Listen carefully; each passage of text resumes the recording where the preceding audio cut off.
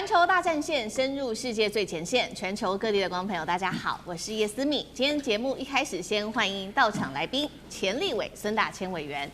大家好；台大哲学系教授苑举正老师，思敏好，各位观众朋友大家好；资深媒体人彭华干哥，思敏好，大家好。好，观众朋友，今天节目一开始持续记得要帮我们在节目一开始的时候呢，先在我们的留言区留言热推，或者是有看到热推键的话，直接帮我们按下热推2个字，并且帮我们的节目点赞。或者是呢，在留言板上面留言给我，写思敏我在哪一个城市，那么我也会亲自来回复大家所在地，跟大家做更多的互动。昨天整理了一下，有非常多的观众朋友，我们的观众可以说是来自于全世界各地。稍微念一下这几个地方，非常多的观众朋友都有留言：马来西亚新山、槟城、雪兰莪、吉隆坡、沙劳越、怡保、新加坡、香港、缅甸多伦多，还有温哥华、德国深圳、台中新竹、高雄、台北、嘉义、澳洲墨尔本、日本千叶、美国的费城、华盛顿、泰国清迈、英国伦敦、墨西哥、斯里兰卡、印尼爪哇、德国法兰克福、阿联酋、杜拜、非洲莫桑比克、汶莱、巴西、西班牙的巴塞隆纳、马尼拉跟阿根廷、荷兰。谢谢观众朋友，这么多的观众朋友涌入哦，给我们这么多的支持跟留言，我们也会继续的加油。那么今天节目一开始会持续的带观众朋友来关心这一场美伊战事，说好的第2轮谈判，结果在这个时候，川普又说了。川普延长停火，但是他也说了他不想要停火。伊朗则是呛说你是要准备突袭吧。于是呢，我们在这个时候关键时刻看到《纽约时报》在这个时候点出了伊朗手中有4张的新王牌还没有完全的寄出来。现在呢，这4张王牌是会指导全球命脉的这一场中东对峙，接下来如何发展？赶快来关心我们今天的节目。先来看到川普在21号刚刚说了嘛，这个他说要延长停火，第2次谈判也没谈成，所以呢，他怎么说呢？他说要等到伊朗提出一个完整统一的方案。所以呢，美方现在会来暂缓军事的攻击，但是呢，海上封锁仍然会持续。他还说呢，美方已经做好了所有的军事准备，我不想要再延长停火了。美国财政部长则是说呢，现在伊朗的经济已经受到，因为我们美方在港口的封锁，所以呢，它的储油设施都满了，这个油运不出去，已经重创伊朗的经济了。看起来伊朗方面则是没有在害怕的，还笑还酸。美方是各说各话哦。伊朗的高层顾问这位是谁呢？穆罕默德。他说呢，他从来没有要求过要延长停火，而且他说失败的一方没有资格来去谈条件，指的就是在讽刺美国。那么伊斯兰革命卫队最新也警告说，如果这场战事持续的进行，而且呢，波斯湾邻国如果爆发了从这边来的攻击的话，它会终结伊朗的石油哦。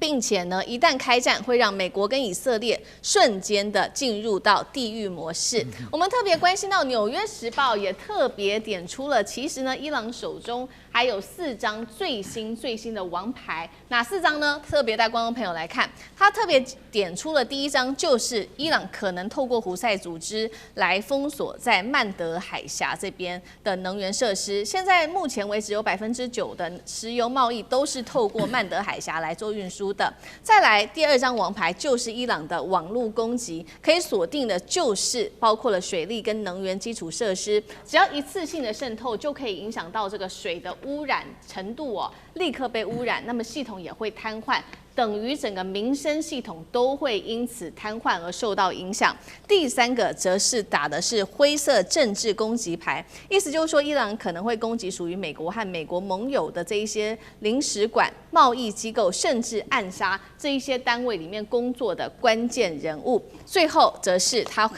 伊朗会攻击，包括了这一些能源的设施，对海湾的这些能源设施跟基础设施做攻击。而统计其实从这场战争爆发以来呢，已经有超过80个能源设施确实已经遭受到攻击，当中1/3的这些设施还是被严重的破坏的。所以今天节目一开始特别请教委员了，川普一边说他不想延长停火，一边又为自己争取时间，是已经失去主导权了吗？还是如伊朗所说的，他认为美国可能又在偷偷备战，准备要突袭呢？那现在美方为什么又要偷偷的备战？是因为他还没有准备好吗？所以现在储存一些时间，要为下一次的攻击做准备吗？委员怎么解读？是，我想在最近这几天美国的态度一直不断的反复那么当然外界也很好奇，说为什么当美国反复的时候，伊朗总是愿意配合美国尽量的坐上谈判桌。那么我觉得如果要来讨论伊朗为什么会采取这样的策略之前就要先看一下他们负责谈判的主要代表是他们现在的外长，就是阿拉格齐阿拉格齐是一个超级谈判高手。他最有名的这个战果是他曾经在2015年奥巴马当时伊核协议谈判的时候逼哭了美国当时的谈判代表直接在现场飙泪了。那最重要的原因就是阿拉格齐还写过一本书叫做《谈判的力量》，他强调一件事，什么叫谈判？就是在菜市场讨价还价。他说讨价还价就是谈判的最高艺术，所以你要有耐心，你要尽量的拖到你的对手失去了耐心。大家就是比谁有耐力的在拖，所以我觉得伊朗现在之所以会每一次都配合美国，你要谈我就陪你谈，并不是因为伊朗示弱，而是因为伊朗太清楚的知道说，唯有借着这样的方式，他才能够证明给全世界看，说不是我要战就每一次的谈我都配合了，然后背后捅刀的都是我，第一次、第二次、第三次、第四次，你看美国还要捅他多少刀嘛？捅到最后，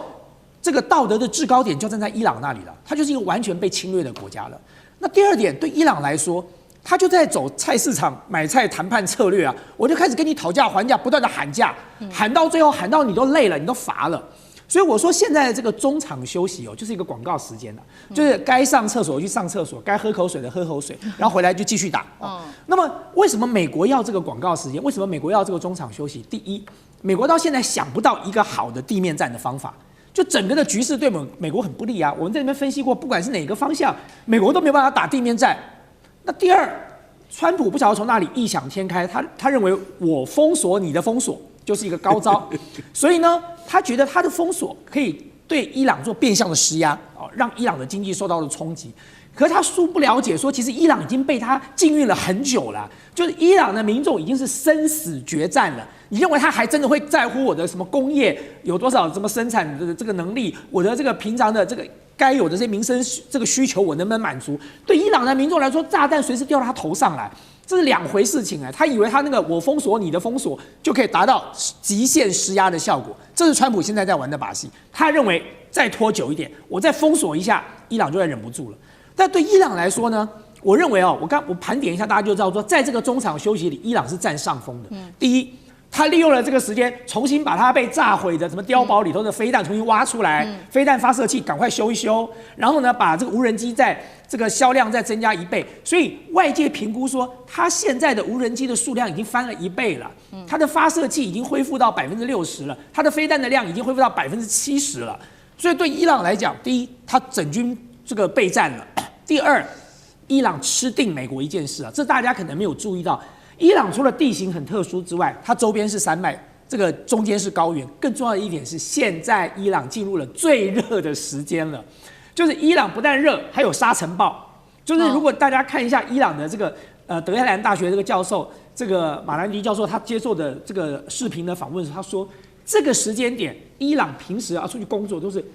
傍晚6点以后再去工作，因为实在太热了。然后呢，还有沙尘暴。那所以呢，对伊朗来讲，你要拖我就陪你耗耗到更热的时候，我看你美军怎么登陆你要怎么打地面战嘛？就白天我们的人都不想出来了，你的人就在太阳底下晒成人干吗？然后第三，对伊朗来讲，我觉得美国错估一件事它浓缩铀已经60%了。如果今天你们是伊朗，你会怎么做？我就拼了老命做核弹对呀。我哪一天我宣布我核弹成功的时候，你们全部闭嘴，我就变成第2个北韩了。大家不要啰嗦了，我有1颗就够了。所以对伊朗来讲，它需要时间那你更不要讲。对川普来说，现在最危险的是4月29号或者是5月1号，美国国会要通过战争授权法了。就这场战争60天，美国国会要授权。如果60天时间到了，川普拿不出个所以然，然后共和党现在内部又分裂，民主党又全面反战，在这种情况下，这场战争也别打了。就战争授权法没过，美国就乖乖撤兵了。所以对伊朗来讲，大家想想看，时间到底是站在川普那边，还是站在伊朗这边呢？好，离战争授权法正式生效的时间，其实就是在5月1号这一天，所以代表说川普必须要在5月1号之前来发动行动。那刚刚其实委员帮我们特别整理了，现在伊朗除了在重整战力之外，不管是无人机、飞弹到发射器，还有握有的就是在气候上面的优势，再加上我们看到《纽约时报》刚刚点出来的4点，伊朗到现在还没有完全祭出来的新王牌，接下来美国要接招，有没有可能会杀到它的致命弱点上？那干哥怎么看？我觉得他那个《纽约时报》指出来的这个第一点非常重要，透过胡塞组织封锁曼德海峡。而一般大众可能不太理解什么是曼德海峡。曼德海峡其实是什么？它就是在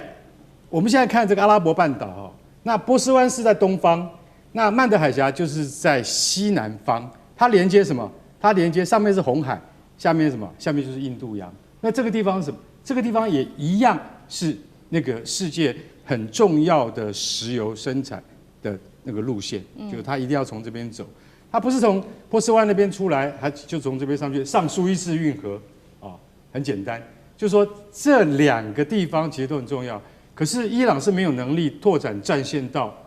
亚丁湾的啊，就是到那个曼德海峡那边去。但是它可以叫胡塞组织去做。你叫胡塞组织去做的话，那就有好戏看。为什么？因为那个地方长期都是沙烏地阿拉伯的势力范围，那所以沙烏地阿拉伯是支持也门政府军的，那胡塞组织就是也门的青年抵抗组织，是跟政府军对抗的。结果现在也门的西半部都是被胡塞组织控制的，一直到海边。也就是说，胡塞组织它可以控制到海边那么远的地方，它如果能够把亚丁湾跟曼德海峡的控制权拿下来的话，那我无差别攻击啊！世界各国邮轮呢，通过这边的话，只要你们是美帝的走狗的话，我就不让你过。哇，就搞这一套的话，我跟你讲，那我那个战线就开第2个，对啊，就开第2场战线了。所以我觉得《纽约时报》它会点出这个来，我们当然专家们会觉得说，哇，那战线延长很大很大，延长的很远，至少超过1000多公里啦。那你今天有没有这样的人力跟物力去做这件事情？但如果说你今天做不到完全的封锁，那你可以骚扰，你一骚扰，全世界的石油拉警报，波斯湾已经拉警报了，你再弄一个曼德海峡的话，我跟你讲，我们马上进入什么？马上进入世界经济的冬天。世界经济本来我们预测还有3个月啊，3个月之内战争一定要结束，不然全球经济被拖垮。你如果在曼德海峡开辟第2战场的话，那世界经济马上就垮掉。为什么？因为大家没有办法再应付说波斯湾也出事，曼德海峡也出事，所以这个东西你就会觉得说好像很可怕。如果说伊朗真的有决心做的话，他做到这一点那就够了。还有网络攻击，网络攻击这个已经不是假的。2015年土耳其大停电，谁搞的？伊朗搞的。那时候埃尔多安总理还是想了半天说，我们怎么会被搞得大停电呢？原来是伊朗的特工做的。其实伊朗要做的话，他还有很多方法。所以纽时他指出来这个4大法宝哈，如果伊朗万一使出任何一个法宝，我跟你讲，美国跟盟邦都要跳脚。是同样的问题，岳老师又怎么看呢？我对于《纽约时报》的观点呢，就是面对了这一场美国加以色列对付伊朗的这个战争呢，我就心里中就想打一个问号啊。首先的话呢，1、2、3、4点钟啊，这个第一点呢，就是讲到曼德海峡会被胡塞，记住啊，胡塞是一个反叛组织，是也门的反叛组织啊，是一个国中国啊，很像是真主党在黎巴嫩中间的位置啊。那么这个胡塞已经公开讲，就是说为了要支持伊朗的话呢，就是要把红海底下的曼德海峡也封锁，而且用这个飞弹啊、用火箭啊什么的，这个我是同意的。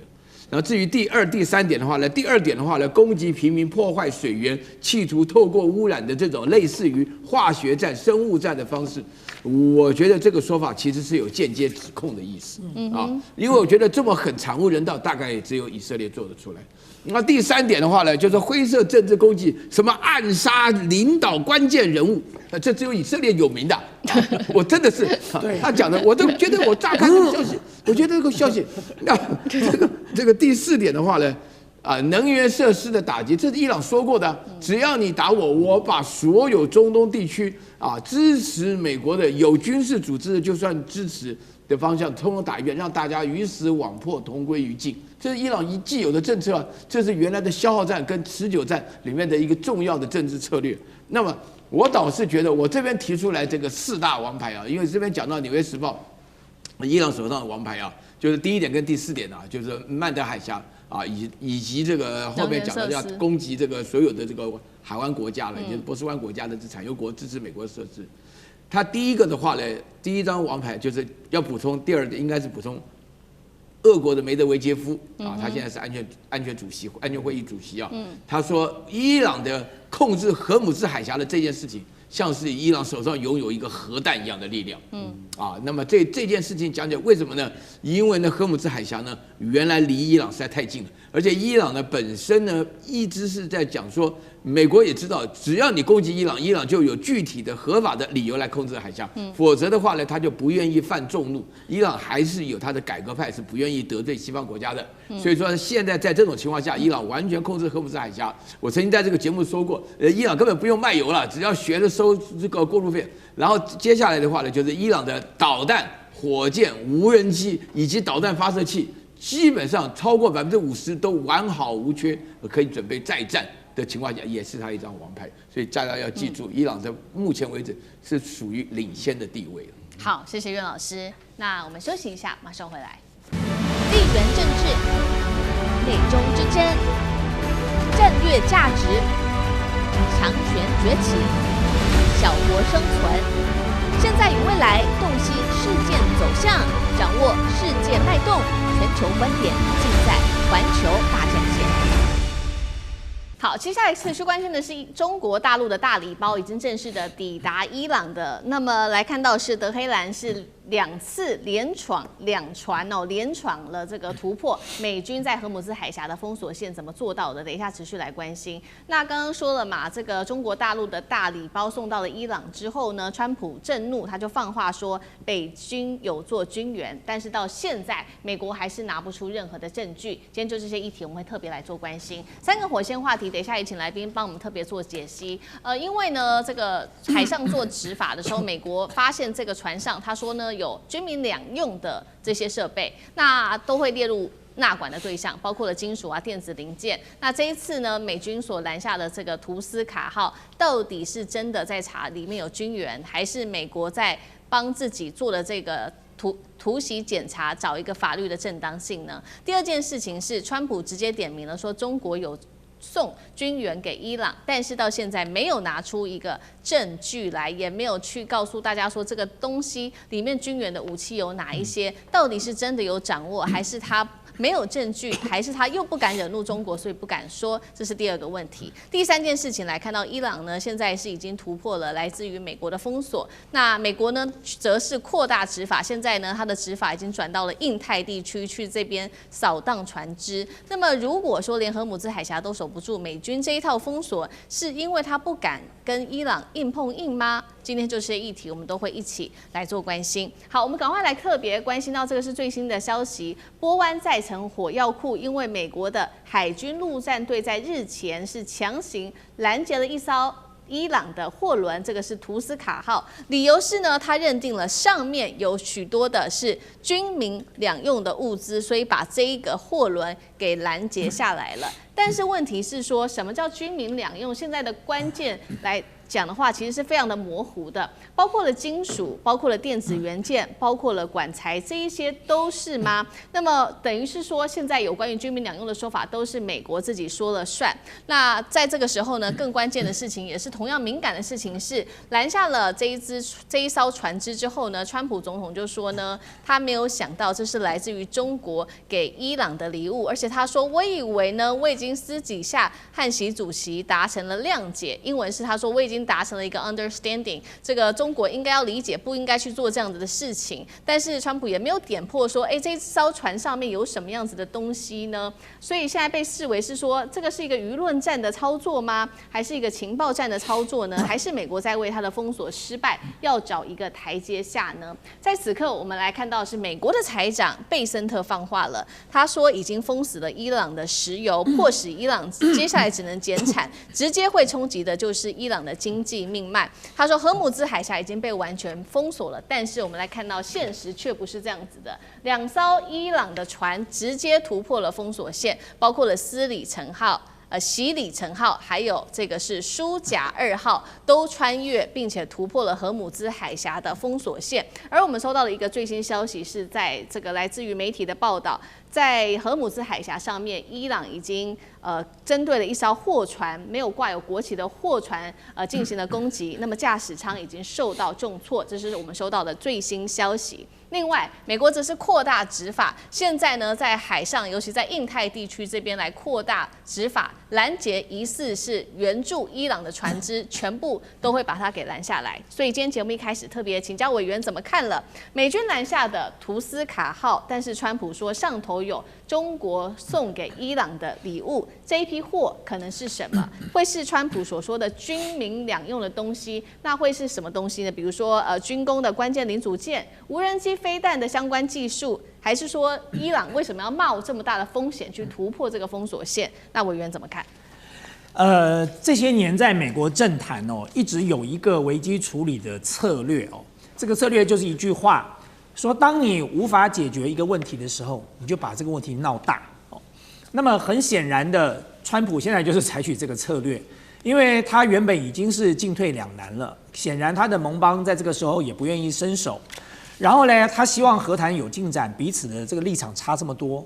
那他最后只能怎么做呢？他最后只能够希望找有力量的中间人，而不是像巴基斯坦，是像中国大陆、像俄罗斯这样的中间人出手那么也许这件事情还有可能转圜。所以呢，他这个策略很简单他就是把这件事情闹大，所以玩了所谓我封锁你的封锁游戏之后呢，接着就要拖中国下水嘛。所以这根本就是一个欲加之罪，何患无辞的说法。大家想想，中国大陆真的要运补给伊朗，一定要走海路吗？不能走陆路。中欧班列不就是经过了德黑兰吗？那再讲退1万步好不好？走公路，它也可以走这个陆路进入伊朗啊。如果真的是这么重要的军事援助，会这么蠢的就摆在船上，然后随时都有可能冒着风险被你拦截？大家不要忘了前几天中国大陆的054A 大庆舰护航4艘油轮当时是悍然跟当时封锁这个荷姆兹海峡美舰只差200公尺它就直接插入在那里了，然后就挡住了。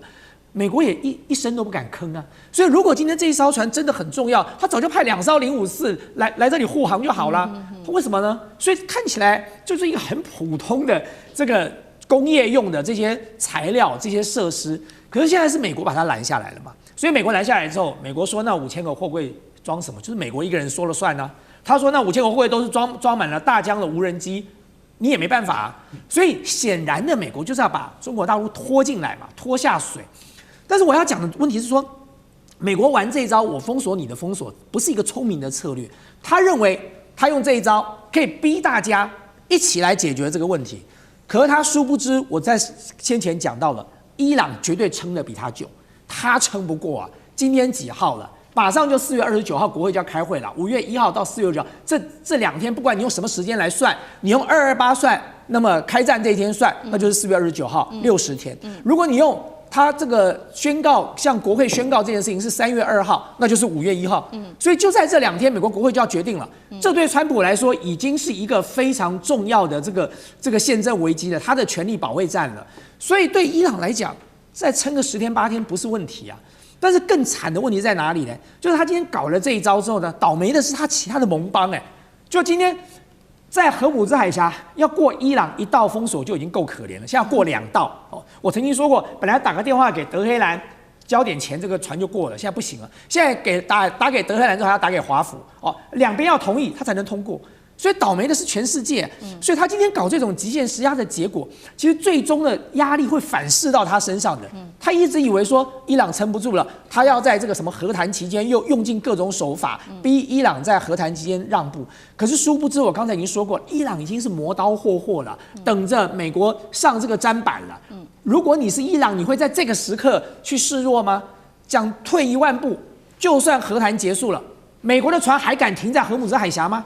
他立马就要逃走了，因为他留在那里就被伊朗当靶子打了。所以对伊朗来说，他怎么算都是一个稳赢的局，他根本不可能在这个时候退让。那对中国来讲更直白了，老子我真的如果要干嘛，我就派军舰来哦。那么如果不是，随便你怎么玩。所以很显然的，北京政府也只是看穿了美国现在拖他下水的这种伎俩而已嘛。好，那同样的一个问题也请教苑老师怎么看？就是这一艘被拦下来的船，那干脆美国人就公开说上面是不是真的有军民两用的东西？到底是什么东西？为什么都不公开？是怕惹怒了中国吗？还是有其他的原因？苑老师怎么看？这个是美国前驻联合国大使那个印度裔的黑利所制造的谣言啊。就说是这艘的话呢，就是伊朗的这个图斯卡号里面所带的这个很多武器啊，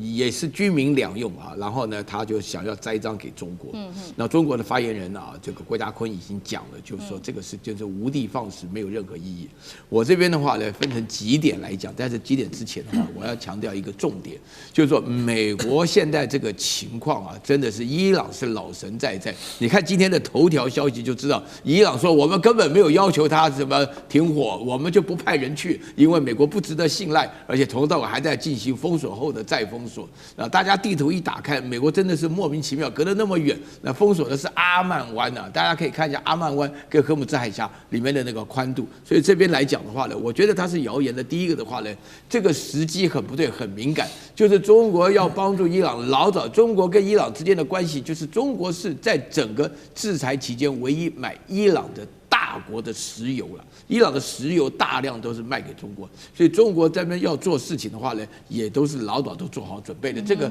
我们同文同种，就比较知道做事情的方法，不会赶到最敏感的时候，他们在停火送2箱坦克车去，这个胡说八道，根本就是。然后第二个的话呢，什么叫军民两用？我给大家举一个例子啊，我到那个福州的无人机小镇去看过，有一次看到他们那个无人机里面的表现。对无人机的话呢，就是从山区发生灾难以后呢，要避免问题的话，他们有生化直接送血浆过去，然后那个介绍的人跟我讲说，打仗的时候要先准备好粮食跟血浆，就野战医院，所以这个就叫军民两用，就是有很多的科技，你本身来讲就可以当在军队叫暂时的用，就是包含我们的停车场，其实名义就是防空洞啊，那意思也就是军民两用嘛，就是每个人家里都这样子。然后另外的话呢，我必须要强调一点，伊朗这个国家跟委内瑞拉很不一样，伊朗的军工是非常完整的，伊朗自己生产武器的能力是全世界排名第18国啊。那么它有的东西的话，可能需要一些零件，但是老早自己就已经逆向工程都做出来了。而且这一次我刚刚一直在强调，就是说伊朗本身无论是无人机啊，然后这个超音速导弹啊，还有他们的导弹发射器里面都是非常完备的。好，这些都不讲。真正支持伊朗的话呢，就是俄罗斯。俄罗斯人家是讲明了啊，各方面，俄罗斯也是不但是个军事大国，而且跟伊朗之间有这个没有办法取代的一个关系。所以说，俄罗斯就帮助伊朗。那伊朗这一次打的之所以比去年6月准很多的原因，我们不一定非常清楚。但是我们确定一件事情，就是说俄罗斯有帮助，但只是讯息能够发挥到一定的阶段，再加上美国加以色列一开始有点轻敌，都是完全认为他没有海军了，没有空军就直接进去啊。所以呢，在这种情况下，我必须坦白讲，中国绝对不会帮助，否则就像耿爽讲的，那美国早就惨了。我告诉你。好，我们看到这是伊朗，它背后有它的底气在，有它的军事武器的底气在，也有来自于俄罗斯的援助。那另外一方面，也是因为这个底气吗？我们看到美国说它封锁了荷姆兹海峡，但是2艘伊朗的货船就这样冲出封锁线了，是说美军没有这个能力把它给拦下来吗？另外就是刚刚我们回到刚刚另外一个问题，说美军现在他去盘查的对象已经到了印太的海域去，是不愿意跟伊朗的海军起冲突，还是他要扩大他的这个检查范围？干哥怎么看？好，我们就看哈，不是才刚刚抓了那个图斯卡号吗？对不对？现在怎么会有一艘洗礼城号你跑掉了？这艘船不是货轮，是油轮，是载油的。还有一艘叫舒甲2号也跑掉了。奇怪了，美军你不是说你封锁荷姆斯海峡，以美军的封锁能力，他们怎么可能跑得掉呢？好，这就出现一个盲点。当你在抓图斯卡号的时候，你说你们怀疑这上面5000个货柜有什么？有可以资助伊朗的军事工业的这个资财，那而且还暗指说是中国提供的，那你认为说是什么？他们有一个就有个报道说，里面装的是火箭推进剂的燃料，那这个指控就大了。我跟你讲，如果今天它里面真的装的是中国提供的火箭推进剂燃料的话，那我看那个川习会也不用开了，也不用开了，对不对？你公然资助它像这样子的燃料这样的东西，就等于要让它的飞弹，让它的弹道飞弹还可以再继续上架，那专门拿来干嘛？拿来打我们美军的，那我们还谈个什么？对不对？所以我觉得图斯卡号已经被美军扣押了，扣押之后，他到现在还没有讲出到底它上面载的那5000个货柜里面是什么内容物哈，就代表很可能什么？很可能是乌龙。抓错了，一抓发现不是啊，钢筋水泥啊，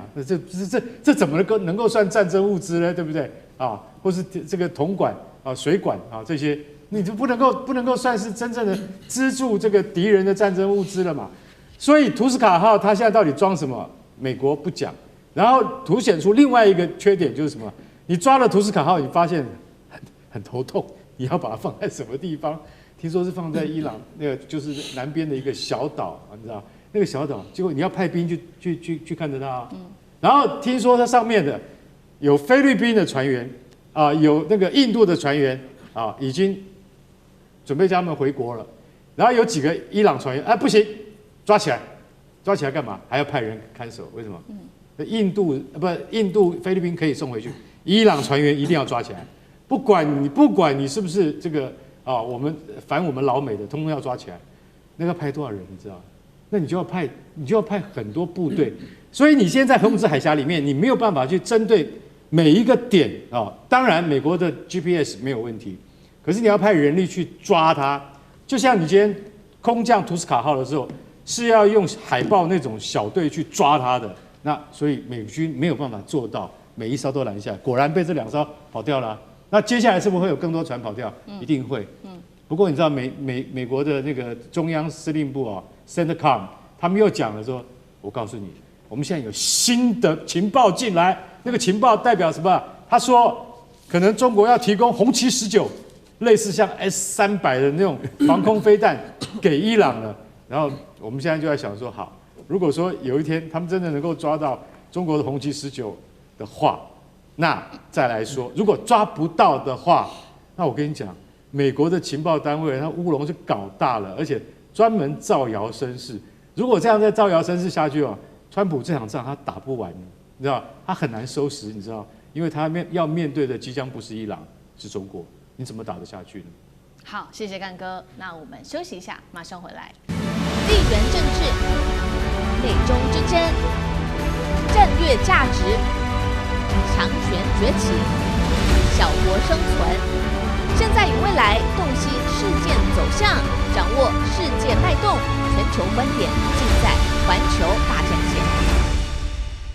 现在荷姆斯海峡全面的引爆的是全球的能源核弹，我们要来看到是在这个时候关键的敏感时机，普丁补刀要断了德国的能源命脉那么现在说俄罗斯成了这场中东战争下面最大的赢家吗？另外就是巴拿马运河成为在荷姆兹海峡被封锁之后的另外一个救命稻草，但是因为它能够运补的量实在太少了，是不是也会出问题呢？今天就这些议题，我们都会一起来做关心。赶快来看到的是，全球的能源战现在已经先爆发了，因为呢，国际能源总署已经开始下了重话示警，说接下来可能面对的是人类史上最严重的一场能源危机了。事实上，在荷姆兹海峡被封锁之后，我们赶快来看到实际的数据，全球有20%的石油已经直接供应被卡死，每天甚至高达1300万桶的原油直接消失在市场上面。就在这么危机的时刻，俄罗斯又祭出了一个新的政策，他说从5月1号开始会切断友谊输送的油管，停止对德国这个国家来输送它的石油哦。那么我们来看到这个消息一出的时候，等于是一个能源核武等级的致命打击。赶快来看到是对于德国的影响，他们这边现在做了预估，德国的 PCK 的炼油厂的产能恐怕直接一口气锐减17%，直接冲击的就是柏林大约90%的车辆的燃料呢都是靠 PCK 来做供应的，现在都会因此而受到打击，包括首都的能源链也会因此受到动荡。那么德国的工业因此会被迫立刻来降产降速。那么所以节目一开始我们要来特别关心到俄罗斯这一刀是不是等于直接直击了德国最重要的能源心脏呢？这是杀鸡儆猴，顺便告诉欧盟国家说，再力挺乌克兰的话，下一刀就是会对这些欧盟国家祭出能源的制裁吗？美伊冲突现在看起来，俄罗斯反成了最大赢家吗？委员怎么解读？对，我刚才讲过了，就是说这场战争的成败只有一个关键，就是谁撑得久。大家比看谁撑得久。这个我们叫做这个全民韧性也可以啊，就到底是你美国的民众、欧洲的人民撑得住，还是伊朗的人民撑得住，就这么简单。谁撑得下去，谁就是最后赢家。所以在这个博弈的过程当中，俄罗斯做的这件事情，等于是助了伊朗一臂之力哦。就是在2021年那个时候是俄乌战争开战前，我给大家复习一个数字哦。那个时候德国55%的天然气是来自于俄罗斯，35%的石油是来自于俄罗斯。后来俄乌战争开打之后，北溪1号、2号断掉之后，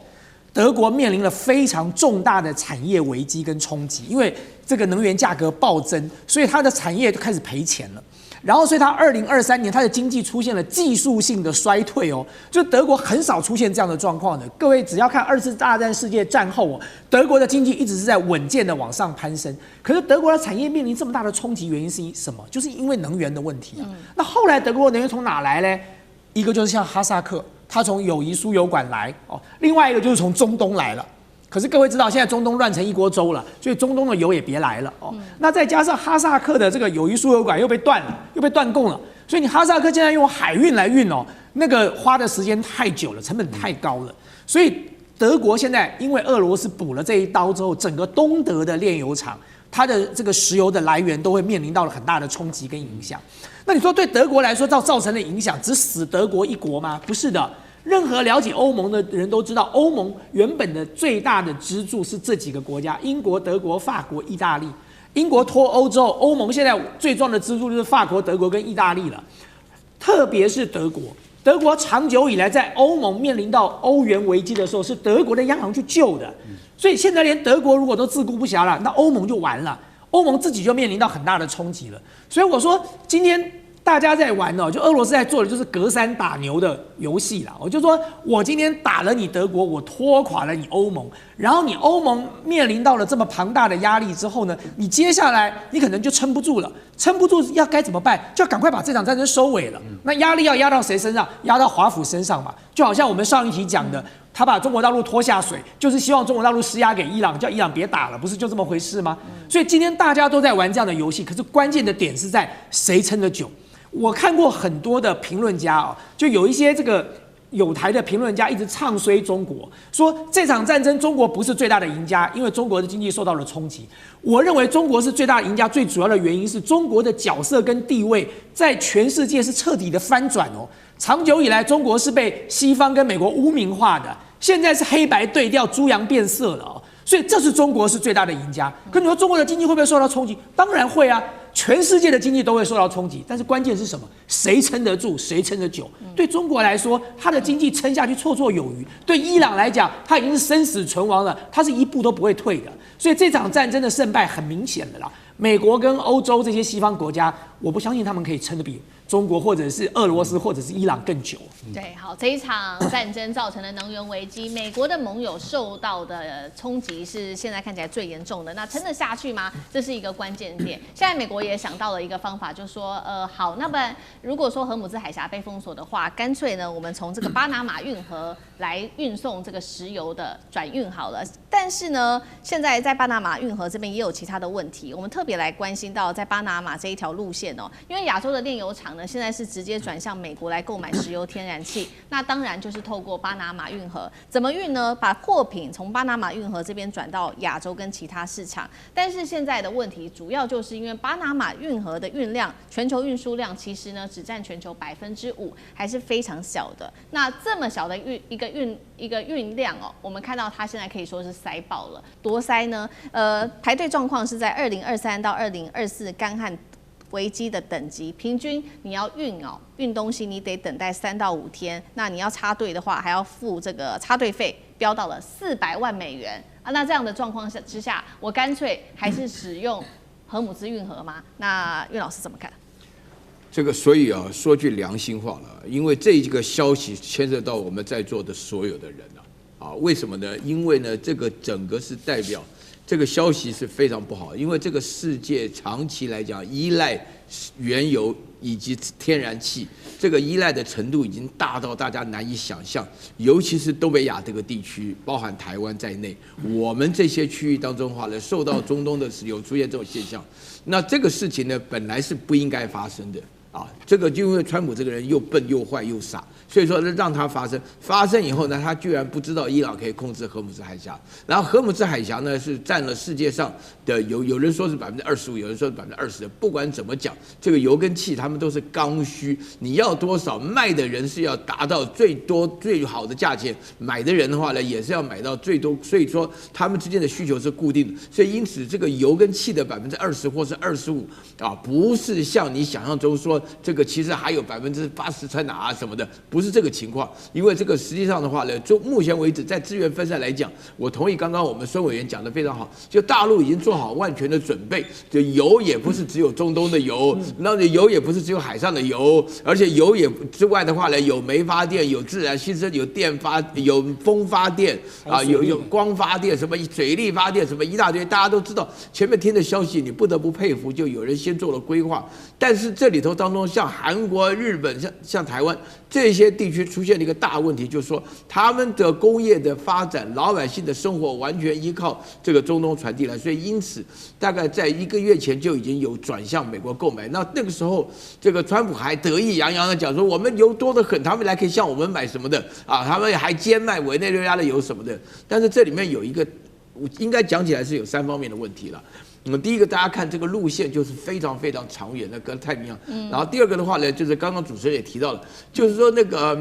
这个巴拿马这个运河当中它的运送量，因为巴拿马的运河为什么一定要排队，而且运送量很小？因为大西洋跟太平洋它们之间的位置是不对等，就要一次进来这样，没有直接走的。那荷姆兹海峡是一个自然天然水道，这根本没有这个问题。然后第3点原因的话呢，就是说我必须坦白讲，其实这个数量并不大，因为美国也需要从中东进口油了，否则大家只要看一件事情，这个战争一打起来的话呢，美国的油价为什么上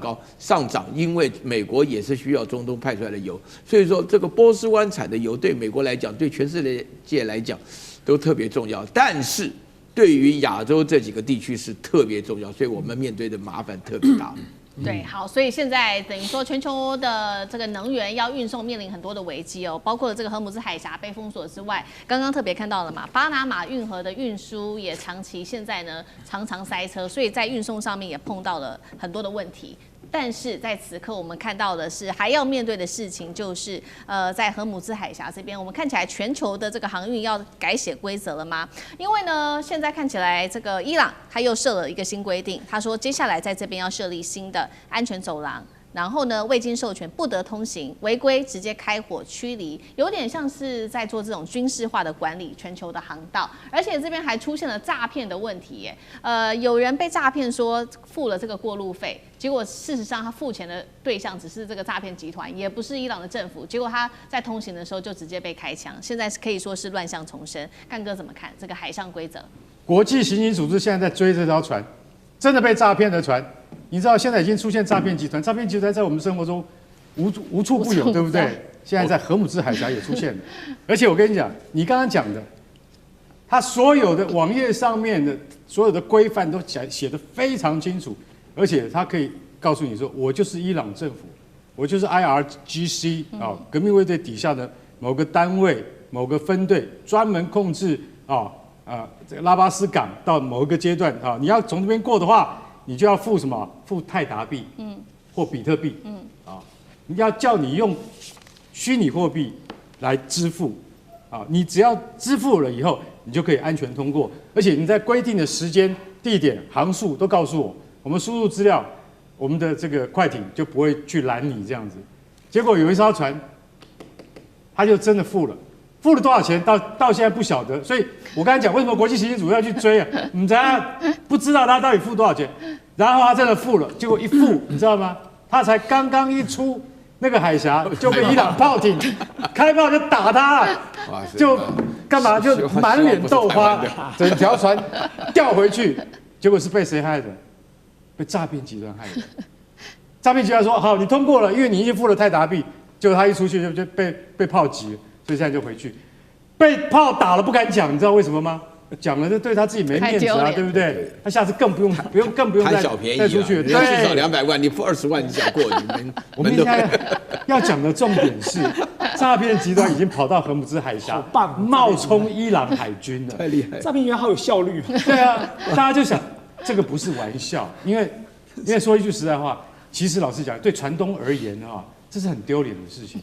你船长轻信这种诈骗集团的网页，而且还真的交了船，交的不是你的船了，是我们船东的钱呢，对不对？你交了以后，当然这件事情被揭穿了以后，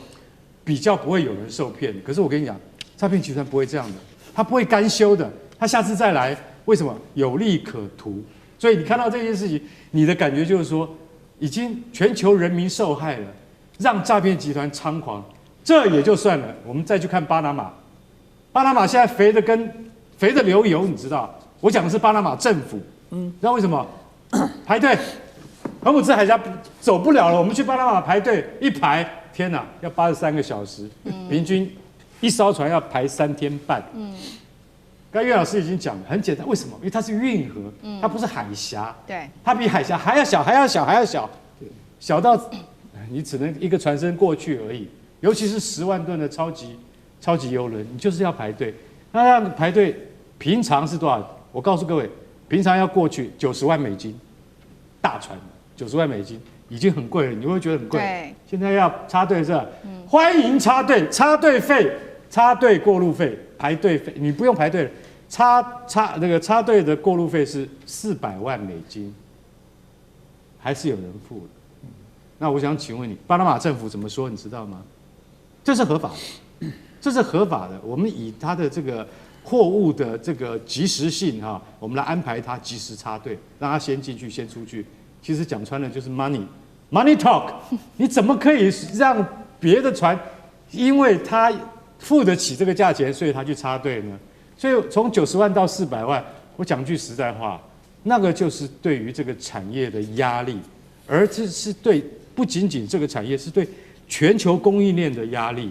像这样的压力而造成的油价的飞涨，我告诉你，没有石油，我们连牙膏跟肥皂都做不出来，这是最基本的。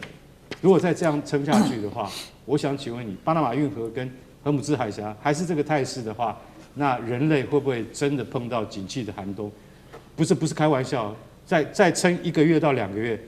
地球上就会发生，你就会发生很可怕的金融衰退的现象就会出现了。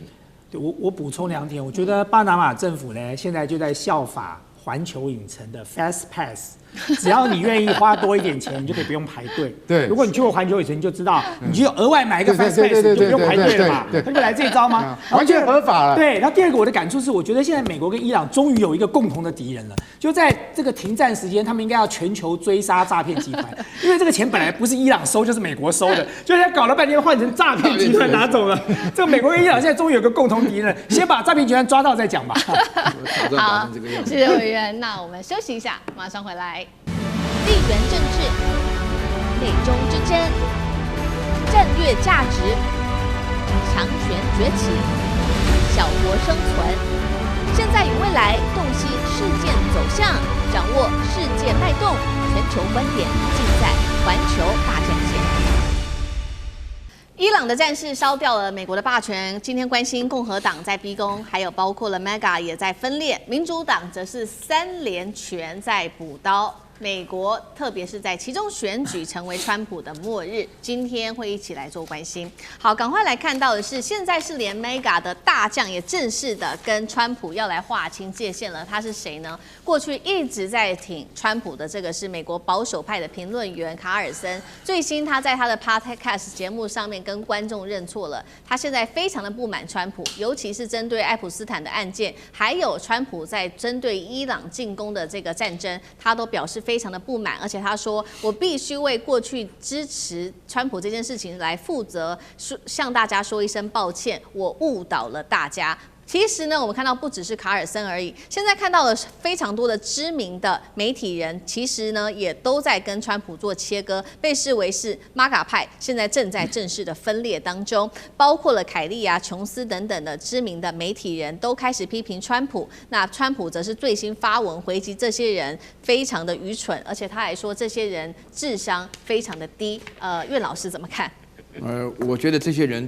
智商都很低，包含川普在内啊。这个，其实他们都是一群蠢人啊，真的是我必须讲，因为这些蠢人的话呢，这个川普今天干这个全世界最强大部队的国家的总统，他被选上2次，绝对没办法原谅。啊，这个是人类文明的大倒退，这个是这个基本上的伦理思想的大挑战啊，尤其是川普最近的话呢，这非常离谱啊，就是跟这个教宗之间啊你来我往的话呢，然后就是讲到自己假扮耶稣什么的。我这边要强调，这个 MAGA 的当初为什么支持川普，就有其实这个卡尔森还算是小咖了，真正大咖是马斯克，现在躲起来都不敢见了，因为等着 SpaceX 要上市啊什么的，他们真的要负很大的责任。这个对整个全体的人类，就全世界人类来讲，都是一个非常严重的道德上的危机。首先，第一个的美国人是非常自私的，他们认为的话呢，原来美国人对人家大方是对自己自私，所以说这个 MAGA 里面就包含了只管美国事，不管其他的事情，不管其他人死活，跟美国都没有关系。所以川普的话呢，第2任一上来要推出一大堆组织的话，那个时候 MAGA 还没有生气，他的支持率其实还是有50%以上了啊。那个时候这样子。然后第2个的话呢，这个问题就来了，就是说川普本身呢，他自己一开始啊，就是强调拜登很笨，然后又撤退也不行，然后他是唯一没有打过仗的总统什么的，一直做这种广告，就说美国不但要管自己的事情，美国要强大了就不管人家事情，因为美国人都知道，美国之所以这么强大的原因就是1次世界大战、2次世界大战，美国都知道了，绝对有把握的才出手，那时候就整个收割了。为什么美国今天有这么强大的情况下，就是因为美国在参战的过程当中，我跟你讲，我们在垫人头，为什么我们一直到底说我们抗战是8年还是14年？欧洲人只讲4年。甚至4年都不到，因为那个最辛苦的前面6年，6年加8年，或者4加4年，是我们中国人用人命贴上去的。说大家讲起来，稍微对于整个中国的历史有点感觉，但抗战历史都不忍卒睹。但是美国就是非常清楚，只要战争你不参加，等到人家打得差不多，你再一参去，你就开始收割了。主要这个大家都知道，像苏联他们能够拥有这个机会，是因为用人命垫出来的。死亡唯一死的国家是比中国还多的，就是苏联人，对不对？然后第3点的话呢，我不晓得大家有没有注意到一件事情啊，就说我们始终啊，因为我们的文化是士农工商啊，但是川普始终打的他是商人的招牌。到现在有很多人觉得，你刚刚讲的说是谈判的力量，阿拉格写的，那川普写了个交易的艺术，哎呀，大家都觉得了不起，交易很烂，写的很烂又很薄，里面都是极限施压，逼到人家不得不接这种条件，大概都是这种原因，就按照这种搞法。但是大家对美国的文化，商人在美国的地位当中，川普的第2任，他用大家不晓得记不记得，第1任装模作样用一大堆将军当那个国务卿，对不对？结果都吵翻了，全部都 fire 了。但是到现在为止的话呢，川普用的人，什么卢特尼克啦，什么贝森特，全部是华尔街出来的人呐，对啊。这种商人执政的结果就只有短线没有长期啊，所以美国的文化当中，他们那种自私的文化啊，他们那个收割人家的文化，以及他们这种重视商人的文化，构成了 MAGA。所以呢，卡尔森我一点都不同情他啊，他原来支持川普的时候那个态度，把人家讲得一文不值。美国有什么好了不起的？美国根本就没什么文化，我当年就没去美国读书啊，就是因为我要学哲学，我如果学化工，我也留在美国了啊，就这种情况，对不对？美国有什么好得意的？我们说良心话，那你现在卡尔森讲的这种事情，讲的你包含还有你漏了一个 Green 啊，他们基本上来讲说后悔自己曾经支持过川普。你现在搞成这个样子的话呢，受害的人是我们世界的无辜的老百姓啊，伊朗被打死的人呢，3000多人，连包含了168个小女孩啊。对。好，我们看到川普的第2任期确实现在造成的是 MAGA 内部大分裂哦。除了刚刚岳老师帮我们整理出了非常多的资讯之外，还有我们看到的是川普真的是到处开战，除了辱骂其他人之外，也跟各个国家到处开战。那包括我们提到，包括讨论了很多的伊朗啊，或者是委内瑞拉，甚至他也放话格陵兰、加拿大、古巴、哥伦比亚都威胁哦，还有最近的教宗等等。那我们来看到最新的民调，川普支持度到底如何呢？现在支持川普的人大约占36%，反对者已经高达了62%，只有26%的人认为他的脾气还算平和稳重，50%认为他的判断力正在急速的下滑，精神状态疑似出现问题吗？委员怎么看？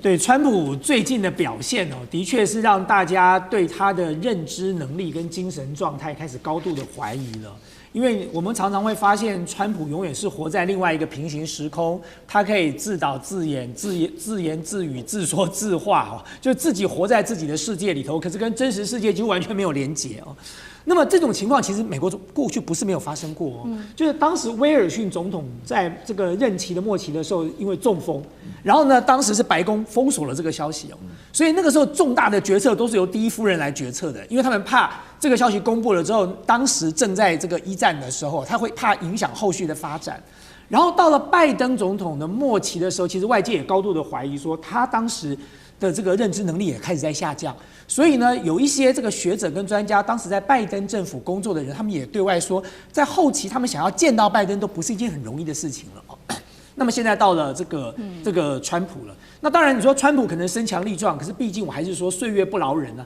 就到了某一个年纪的时候，某种程度的风险是存在的嘛。所以其实美国现在不是只是嘴巴讲讲的，美国非常多专家都提出了他们的看法，像这个一个临床心理学家叫做 Dr. Gardner 哦，他说什么？他说呢，川普有失智症的征兆，他的发音不断的出现错误，他有恶性的自恋，然后他有逻辑的矛盾哦，他是一个临床心理学家，然后他讲了一句最传神的话，他说唯一比希特勒更危险的是一个患有失智症的美国希特勒哦，事实证明的确哦，就川普今天对全世界造成的伤害，比起希特勒也快要追上了啊。然后另外一个美国华盛顿的认知治疗中心的专家他就说了，叫做 Dr. Greenwood， 他说川普缺乏现实感，就跟现实完全脱离，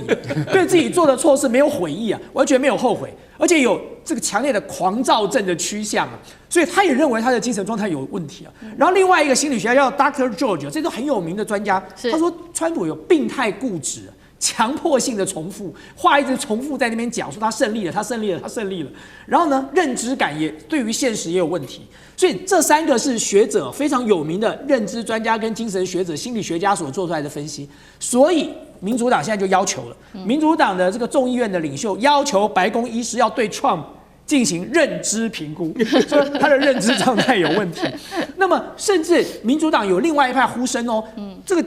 情况如果持续恶化下去，共和党都有可能会支持，就是援引美国宪法第25条修正，第25条就是说由副总统跟内阁阁员认为总统已经不适合再领导了，叫总统下来，然后换副总统领导。这件事情不见得不可能发生。川普如果再这样自导自演、自说自话、自言自语下去哦，美国搞不好真的哪一天就援引了宪法第25条了。对，我们再看到那其实民主党他其实在这个关键的时刻还是火力全开的。还有哪些人对川普喊话呢？包括了加州的州长纽森，他要挑战总统大位嘛，2028，他说川普对这个伊朗开战，推升了物价跟通膨。纽约市长他直接说了，你川普每天花超过5亿美元去杀害成千上万伊朗、黎巴嫩的人，却让全球各地的劳工阶层生活崩坏。共和党内部也说，你花数千亿美元的金额去打一场没有意义的战争，你应该在此刻赶快想一想有什么退场机制吧。干哥怎么看？对，他说现在已经60天了哈，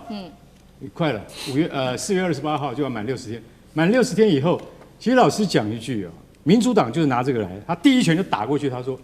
我告诉你，你没有经过国会授权，你这叫违宪，好不好？然后，但是问题是什么？问题是共和党在参议院、参众两院都是多数嘛，对不对？这个案子本来是要弹劾他的，没有成，人家第2拳打出来，打谁？打赫格塞斯啊？为什么？很简单啊，赫格塞斯，我跟你讲，你是执行的，我跟你讲，你犯了什么？你犯了战争罪，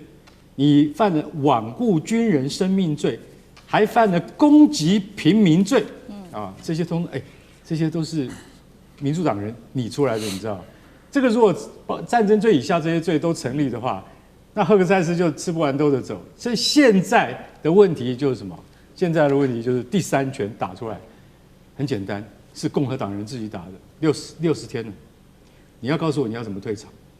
如果你不退场的话，那我们坦白讲一句，参议院共和党多数党领袖叫图恩支持川普的，非常支持川普。图恩他说我们很支持你啊，但是已经打了快2个月了，我的老乡都不同意了。我的老乡是哪里呢？南达科州的农民们，我就是那里面选出来的。选民不同意。对呀。我是南达科州选出来的。你知道我们现在那个耕耘机那个油多贵吗？你来开你就知道了。他讲得非常的传神，为什么？那就代表美国的经济直接受到影响。然后那个纽约州长也讲他说你全美的物价都暴涨，纽约市长曼达尼讲的才传神，他说。